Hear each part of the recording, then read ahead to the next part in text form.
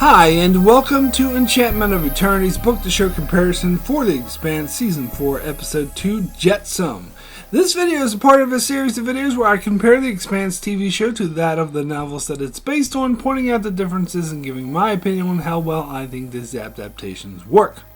So I have to start with a spoiler warning for The Expanse up to Season 4, Episode 2. If you haven't seen up to this point, you may not want to watch this video, otherwise some things will be spoiled for you. However, if you haven't read the books, not to worry, this video will not contain spoilers beyond Season 4, so you are safe from future spoilers.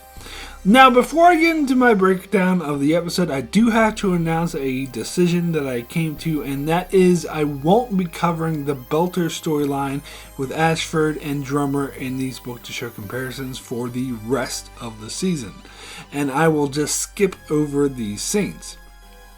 Now, for one thing, this whole storyline is completely off-book, therefore I have nothing to compare it to and would just be repeating myself that nothing like this happened in the books. Even the characters of Drummer and Ashford weren't around in the books at this stage. However, the parts of the scene that do resemble the books would reference Book 5, and because I want to keep these videos spoiler-free past Season 4, I want to avoid talking about Book 5 material. And even if I did, I wouldn't have much to talk about as it's just setting up for Book 5 by bringing in the storyline a bit earlier than the books did, so I would just have to say what it's setting up for. I will, however, cover the Bobby Draper and Avasarala storylines, even though these didn't appear in Book 4, because these don't spoil Book 5 very much. However, parts of them do, so I will skip over some scenes from those two storylines that I deem to Book 5 spoilery. So I will keep the main focus of these videos on the Illis storyline, which is what Book 4 was focused on, but I will touch on some Avasarala and Draper stuff from time to time.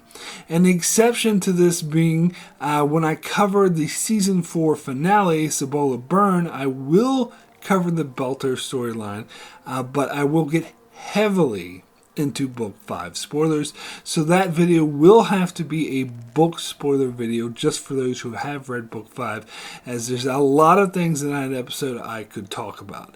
So I will cover the Ashford storyline then, but until then I want to keep these videos spoiler free beyond Season 4, so I will be skipping all the Drummer and Ashford stuff and some of the Draper and Avasarala stuff.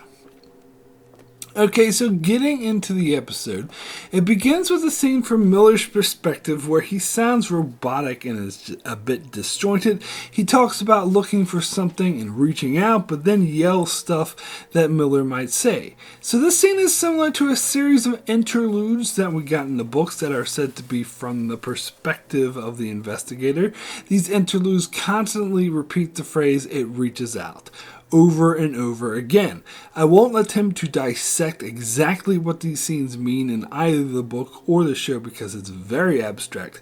I will say there are ways of portraying the internal struggle this creation of the protomolecule creators is having, because it's created to be a machine that knows only logic and reason and doesn't understand feelings or impulses, but it's based off of Miller, who does have feelings and impulses, so is kind of at odds with itself.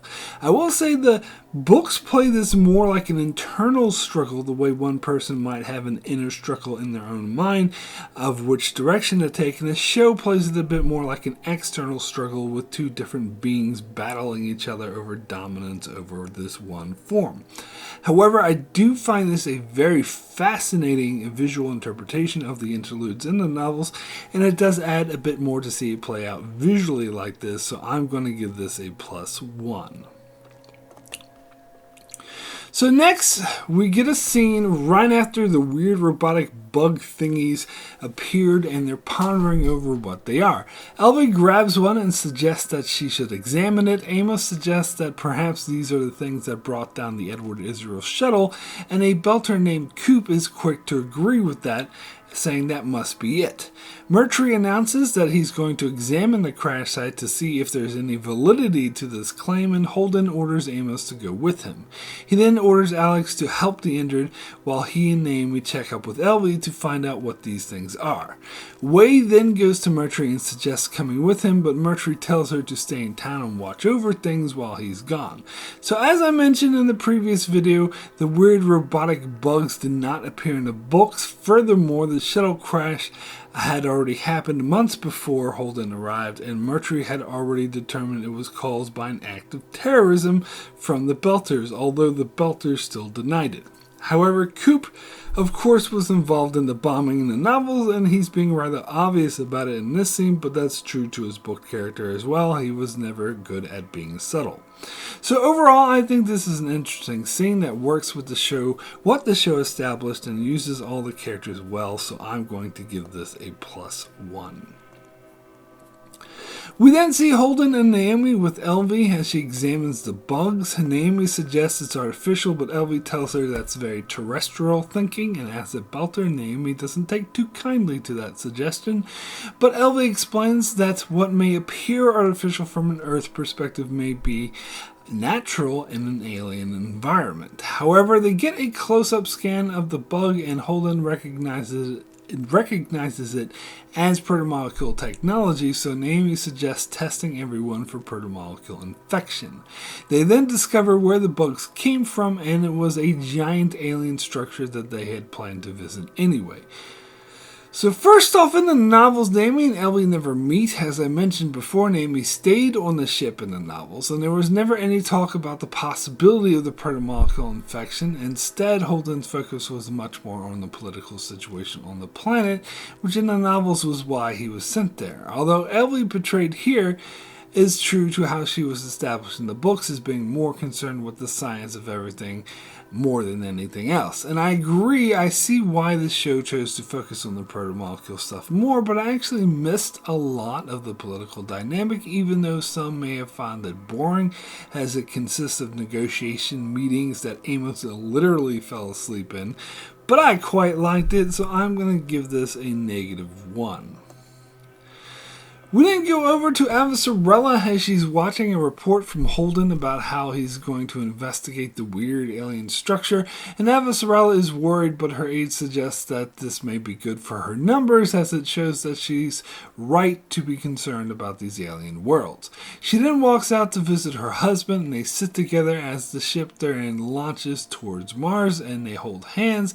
Her husband Arjun muses about how spectacular it is that the Martians created their own clouds and how impressive the whole terraforming project is. So in the novels, needless to say, we didn't get this because we didn't get any Avasarala scenes, but it goes in line with Avasarala wanting Holden to fail because she wanted to scare people into not going through the ring gates. As for Mars, the terraforming process was never explained in such detail in the books, and I think this scene brings a sense of gravity to how spectacular the prospect of terraforming is, and that was lacking in the novel, so I am going to give this a +2. We then go to Bobby Draper at her job, which involves stripping down decommissioned Martian ships when she receives an invitation from Avasarala to a big official dinner between Earth and Mars. Then a lockdown happens and the police search the place, scanning everyone. When they come across her, they grab her and take her to an interrogation room where a detective tries to interrogate her, but Bobby is very sarcastically antagonistic and basically is just being snarky until the detective reveals someone at her workplace was murdered, and Bobby seems really concerned. The detective then brings up the fact that she's just a lowly factory worker, and how's a lowly factory worker getting an invitation from the Secretary General of the UN? And how odd is that? Bobby accepts the invitation right in front of her, and then the detective suggests that perhaps Bobby's loyalties lie more with Earth than with Mars. This sets Bobby off in a rage, who yells at the detective, and the detective smiles, seeming satisfied that she was able to get a reaction from her, and then dismisses Bobby, calling her by her work title, reminding her that she's nothing but a lowly factory worker. So we didn't get anything like this in the novels, even in The Gods of Risks, although Bobby's own brother questioned her loyalty, and it was clear many on Mars did as well, and her allegiance to Earth stuck out and made her a bit of a pariah, so that much is true. And Bobby's anger over this, how she feels that she was also doing what was best for Mars, that also stays true to the books, but they take that and add in a number of murder mystery elements, which will play out in later in the season, which I think really elevates things and does more with the story than the noveletta did. So I am going to give this a +3. So then we go back to Illis, where we see Alex go into a medical clinic and approach Lucia, who is in charge, and asks if she's the doctor. She clarifies that she was a med tech, but apparently that is the closest thing they have to a doctor on this colony. So she reveals that she does run the clinic, so Alex takes her aside and tells her that they're worried about a protomolecule infection, so that they need to test everyone. She starts freaking out and asks Alex if there's going to be another Arrows here, but Alex assures her that that's what they're there to prevent, so she agrees to help him and test the other colonists.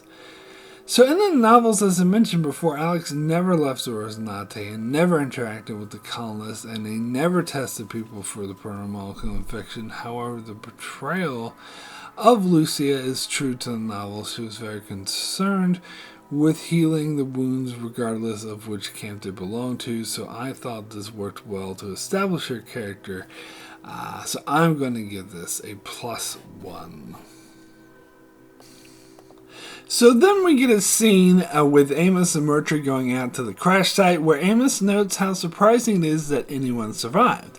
As they search, Amos finds something, and he calls Murtry over by calling him Murdy, which Murtry does not like. But Amos finds a blasting cap and scorch marks on the landing pad, suggesting it was blown up, suggesting that the Belters themselves caused the crash.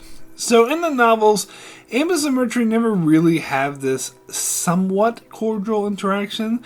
They hate each other right from the start, and as I mentioned before, the crash happened months before Holden arrived, and at this stage it's kind of old news. But either way, this works for its respective medium, so I'm going to give this a 0.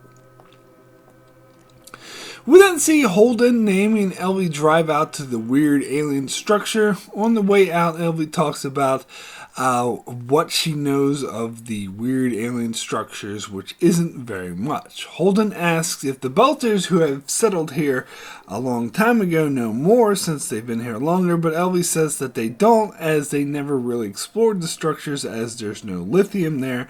So she says that Belters, for as far as Belters are concerned, if they can't use it, it doesn't exist. Naomi, of course, takes offense to this and makes a snide comment about how Elvie has totally have them all figured out. They arrive at the structure, and Elvie communicates with Fayez on the Edward Israel, who helps her date the structure as being over 2.5 billion years old. Elvie finds that fascinating, as she explains that's older than life on the planet. Holden's not surprised, as he explains protomolecule technology wipes out all established life and starts again. Naomi sends up a probe that continues to take data on the structure, but they can't find a noticeable way in, so they're not sure how the robotic bugs could have come from there. Holden touches the structure, and Naomi asks if he gets anything from it, but he says nothing, that it just feels dead to him. So first off, let's get the obvious out of the way. In the novel's name, he wasn't on Illis, therefore we never got the snarky interactions between her and Elvie, or any interaction at all. But further, we never got a scene like this where they examine the alien structures. Further, the alien structures were described differently in the novels, as they did have obvious openings and were described more like caves. And they were explored by the science team from the Edward Israel before the Rosenate ever arrived, because as I said, they had been there months before. In one particular sequence, Elvie went off exploring on her own and made a lot of similar scientific observations as discussed here. However, while exploring it, she came across a bunch of explosive, as unlike in the show, the Belters actually were using the alien structures, at least the more militant ones who were responsible for destroying the heavy shuttle were using it to hide their terrorist activities. Elvie was really freaked out about this, and apparently she was spotted by some of the militant Belters, so she retreated to the RCE security team, which at this stage didn't include Mercury, and they put her under protection while most of the other security team went to investigate, where they discovered the Belters there had pretty much had killed all the RCE security who went to investigate in order to hide the evidence that they were responsible for the shuttle crash. And this is the main reason why Mercury cracked down so hard on the colonists. Also in the novels, we never really saw Holden examining the alien structures the way we do here. Now, again, the show is focusing more on the alien technology than the political strife, particularly where Holden is concerned, and again, I see why, as it makes a lot more sense for the way his character has been established in the show as being obsessed with the proto-molecule technology. Although, I do think we missed something by not getting the sequence of Elvie discovering what the Belters were up to and the clash between the Belters and the militant the militant Belters and the RCE team. Plus, I didn't think Elvie being racist towards Belters was really necessary, so I'm going to give this a -2. So next we get a scene with Alex and Lucia in the clinic testing Coop for protomolecule infection, and it turns out negative. Coop mentions how it's a shame that they didn't detect the robotic bugs earlier in order to stop the shuttle crash, but it's obvious what he's doing. Alex asks him after all this time they've been there that didn't see anything like the robotic bugs before, and Coop just answers that it's an alien planet and they've seen lots of weird things. He mentioned he once saw a lizard that ate a creature twice its size by throwing up its own stomach. After Coop leaves, Holden checks in with Alex, who reports there's no sign of protomolecule infection. Alex then asks Lucia if she wants to grab a drink with him, but she says their bar isn't very good and what they serve there isn't much different from what she uses to sterilize her equipment. Alex doesn't mind and still asks, but then Lucia's daughter Felcia and her husband Jacob enter, and Lucia introduces them to Alex and invites him to have dinner with her family. But he turns down the offer. It seems evident that he was flirting with her because he didn't know she was married and was thrown off when he found out that she was. So obviously in the novels we didn't get a scene like this, as Alex was never on the planet and they never tested for protomolecule infection. We never got Alex flirting with Lucia, who wasn't as important of a character in the books, but more on that in later videos. However, what's interesting is the lizard Coop describes is from the novels, as a passage describes Elvie examining this lizard that does throw out its own stomach in order to kill a prey twice its size. And the portrayal of Coop is also true to the novels, as he was also portrayed as an obviously shady fellow. So this scene works for the story the show established, and I like how it works in some details from the novels while staying true to the characters, so I'm going to give this a +1. So next we see Mercury and Amos return to the settlement, and they go into the bar where they find Carol Chiwiwi, and Mercury confronts her about the evidence they discovered that the shuttle was destroyed by sabotage. Carol denies the evidence, and other Belters there protest that the Inners always blame them for everything. But Mercury isn't having it, and he gives Carol Chiwiwi an ultimatum to turn in those responsibles, as he tells her either they paid for the destruction of the shuttle or they all will.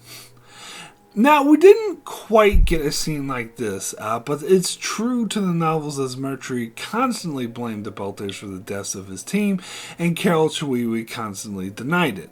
However, by this time in the story, Mercury came to the surface. He was more concerned with the security team that was killed in the alien structure for discovering the evidence that the Belters were responsible for the crash. So rather than giving Carol an ultimatum, he declared martial law and made it clear if any of his men felt threatened, they were authorized to shoot first, and similarly, the Belters didn't take too kindly to this. So I thought this scene worked well while staying true to the spirit of the novels, so I'm going to give this a 0. So next we go back to Mars for the official function between the UN and Mars as Avasarala interacts with the Martian Prime Minister. And when the topic of colonizing the worlds beyond the ring gates comes up, Avasarala continues to push the narrative that they are years away from colonization, although some suggest that perhaps the colony on Ilus suggests otherwise. Then we see Bobby Draper arrive, who is harassed by security, but Avasarala's aides bypass them. However, the Martian dignitaries there are rude to her and ignore her. But then Avasarala's husband, Arjun, sits next to Bobby and introduces himself and thanks her for saving his wife's life.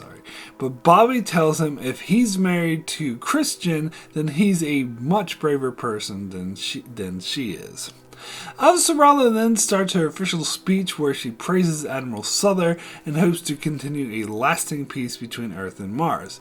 After the ceremony, however, Avasarala approaches Bobby, who's very upset with her. Bobby asks her if Admiral Souther really said those things that she attributed to him, and she says she doesn't know that she didn't know him that well.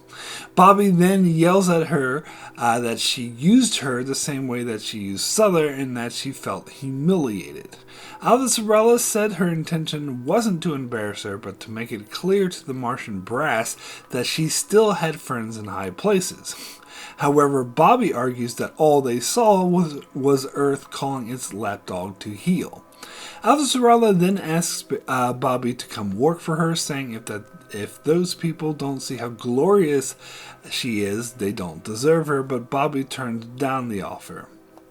So in the novels, nothing like this happened, of course, but the spirit of friendship between Earth and Mars is true to the books, as well as Avasarala's part in it. Bobby never went through anything like this with Avasarala, and she never offered her a job, but there was an epilogue in Book 4 in which Avasarala approached her about the dangers Mars faced with the colonization project underway, and so this aspect of it is true to their relationship. Either way, I thought this was a great scene that really explored the Avasarala-Bobby relationship in a way the books never did, so I'm going to give this a +3. So then we go back to Ilus, where we see Holden and Naomi having a romantic moment looking up at the night sky. Holden asks her how her first day on the planet was, and she answers that it was terrifying, mesmerizing, and wonderful. They return to the Rosinante, and Naomi acts like she's perfectly fine, says, "Oh, I'll get you some tea, you want any?" until Holden's out of her sight. Then immediately she runs to the med bay where she vomits and then puts herself in the harness just before passing out. When she comes to, Alex is standing over her looking after her. He tells her that she's not taking well to the gravity drugs as well as they hoped, and that she needs to take it easy. She asks him not to tell Holden about this as he has too much on his mind already, and Alex agrees. So in the novels, Naomi never went to the planet. As I mentioned in the previous video, she stayed on the ship. But further, the Rosinante went back into orbit as soon as they dropped Amos and Holden off, so she didn't even spend much time down the gravity well at all. So in the novels, we don't know how she would have reacted to the gravity treatment. Anyway, I continue to be impressed by how much better the show is at fleshing out some of the other Rosinante characters like Naomi. And it does a much better job at romanticizing the relationship between her and Holden, and looking up at the night sky scene was a nice touch. Plus, having the added tension of Naomi not taking well to the gravity meds was a nice extra element of tension that played off of the Belter's unique physiology in a brilliant way, so I'm going to give this a +3. So then we get a scene of Naomi and Holden in bed where Naomi's fast asleep but Holden is trying to get to sleep when Miller appears to him. Holden asks him where the hell he's been and he replies that he needs his help. Holden asks him about the swarm of robotic bugs, but he says that they're not important, but that he was on the right track by searching the alien structure. He tells them that they need to go back there, but Holden asks what good that will do if they can't get inside, but then Naomi wakes up and Miller disappears and she knows exactly who Holden was talking to and asks what he said. Then on the command center, we see Alex bring up the schematic to the alien structure, as apparently a lot of openings that weren't there before just appeared. He then asks Holden if Miller really thinks whatever killed the protomolecule creators is inside that thing, but Holden isn't sure. Holden then announces he's going back to the structure and Alex agrees to go with him. Naomi also says she's coming along, but Alex asks if she can stay on the Rosinante to monitor them, and it's clear he's trying to limit her time on the planet for health reasons, and so she agrees to it. So in the novels, Miller did appear to Holden frequently, but didn't really give him any useful information other than telling Holden that he should evacuate all the people off the planet, but Holden scoffs at the idea, knowing full well that they never agreed to leave. Miller referred to the whole planet as a crime scene, as it was essentially a military base belonging to the protomolecule creators that was suddenly left abandoned for some unknown reason. He compared it to going to an air base or a military base on Earth and finding it completely vacant but all the equipment still there. So he was never really interested in going to the alien structures like he is here, but this scene is just as good, so I'm going to give this a 0. So next we see Amos drinking at the bar when Chandra Ray approaches him and asks if he's trying to take her job, but he says that he has a better one. She then sees that he's spent a lot of bullets on the booze and asks why he doesn't need them, but he says that he could always make more bullets on the Rosinante and suggests that he could be rich on this world, but she asks what he could buy here and he points to a camping map that he bought. She asks if he got kicked off his ship, but he says that he wants to sleep under the stars. She then sits down next to him and drinks his shot. He complains that that was his, but she asks him what else he has in a very flirtatious manner, and then the two of them hook up. Now, in the novels, we never got a scene like this, but Amos and Wade did become quite close, although it happens more gradually and more later in the story. And since we see it through Holden's perspective, we don't know the full extent of the relationship, only that the two of them started spending a lot of time together. It's suggested that Wade is also a tough killer type, and that's why she and Amos get along. So it's possible they could have had a sexual relationship in the books, but it was never explicitly stated. I do like a lot that the show has explored the relationship more, and they fleshed out Wade's character more, as in the novel she was a bit more one beat, and it's great to get these kinds of character interactions with Amos, so I'm going to give this a +3. So then we go back to Mars, where we see Bobby at home when her nephew David goes out late at night. She asks where he's going, but he gives some BS excuse, so Bobby follows him. She finds him in some sort of lab making drugs. She's very pissed off, but he says it's just some focus drugs, and he pleads with her to leave, as they will be coming shortly.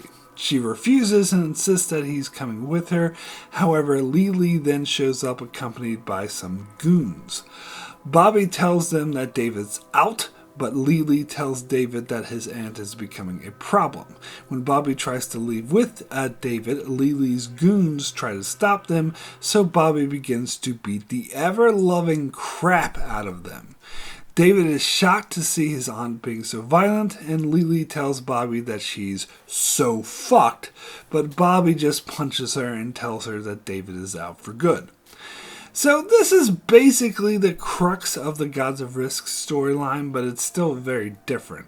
In that noveletta, David was making recreational drugs, not focused drugs, and Lily was an addict who was using David when her debts became too big to pay off, as she became someone's slave in order to pay off her debts.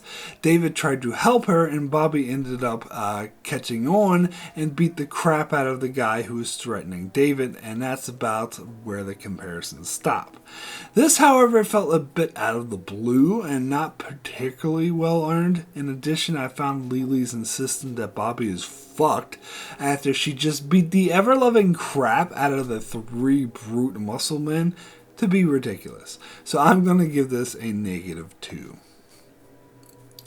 So next we go back to Illis, where Alex and Holden find a way to enter the alien structure, and Holden climbs down to the bottom of a cliff where Miller greets him and tells him that he needs to pull a root that's been stuck in the machine so that Miller can operate it. Holden complains about being woken up in the middle of the night just so he can do his gardening. But Miller tells him if he wants answers to what happened to the protomolecule creators, this is the only way to get them. Holden remarks that he'll settle for having his voice out of his head, but Miller muses how one voice isn't so bad, that he'd love it if he only had one voice in his head, as he has the voice of the thousands who died on arrows stuck in his head, and how horrible it is. Holden apologizes, not realizing how bad it was for him. So in the novels, Miller never called Holden down to cut out a root. He was able to operate the machines just fine on his own, but more to the point, Miller never talked about hearing the voices of those who died on Eris.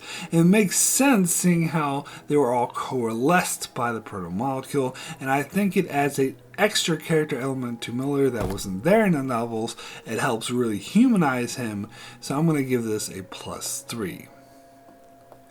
So next, after Amos and Way's lovemaking session, Amos hears some chattering coming from the outside, and it turns out to be Coop and some of the other militant Belters confronting Murtry about how the Inners always try to take what Belters have. And Way and Amos scramble to find out what is going on. Coop goes on about how the Inners always take what Belters have, and now Murtry's there to do it again. Murtry says that it has nothing to do with Ganymede, that the only issue between them now was that someone killed 23 of his friends. And as Murtry starts to walk away, Coop calls out telling him to be careful because the day isn't over yet.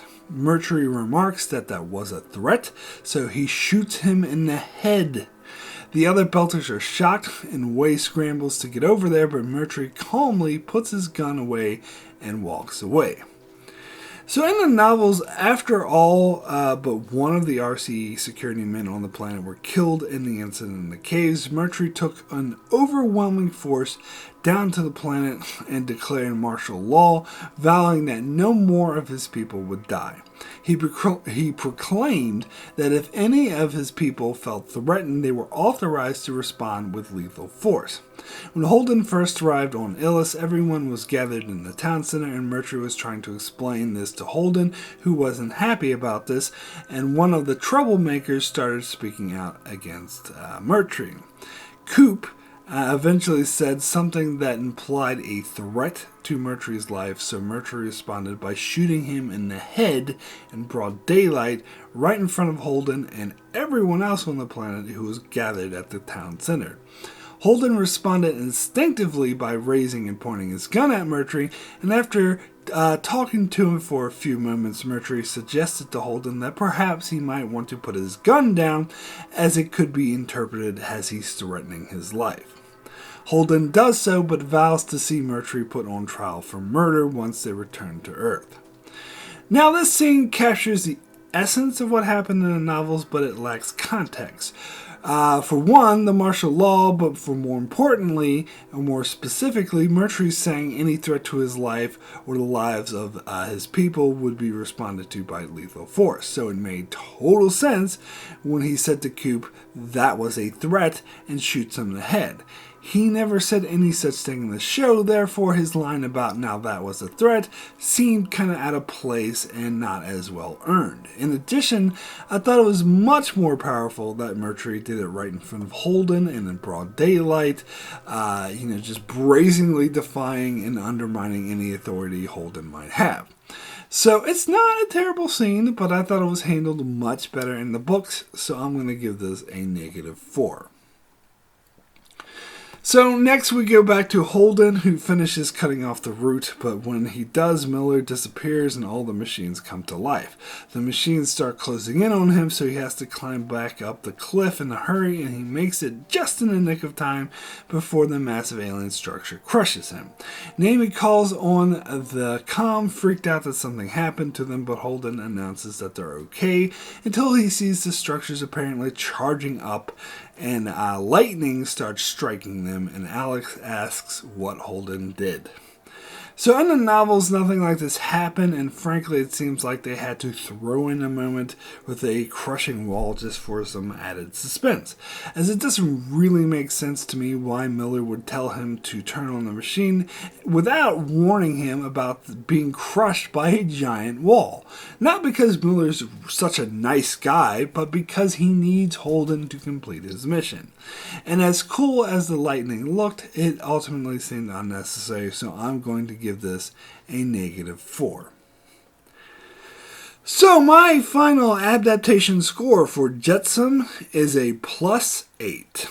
A decent adaptation with definitely more positives than negative. I continue to be impressed with how they fold in other storylines like Bobby and Avasarala into the season. I think they do some better character stuff on Illis, such as bringing Naomi and Alex down to the planet and developing characters like Wei and Lucia more. But they do fumble with some specific scenes, particularly involving Mercury, as I think they focus too much on the proto-molecule threat and not enough on the threat of Mercury himself. So that's it for my book-to-show comparison for The Expanse Season 4, Episode 2. I'll be back for my book-to-show comparison as well as my review for Episode 3 later this week, so be sure to keep an eye on my channel as I cover many other shows like Star Trek and more, so be sure to subscribe so you can keep up with all of that. And thanks a lot for watching.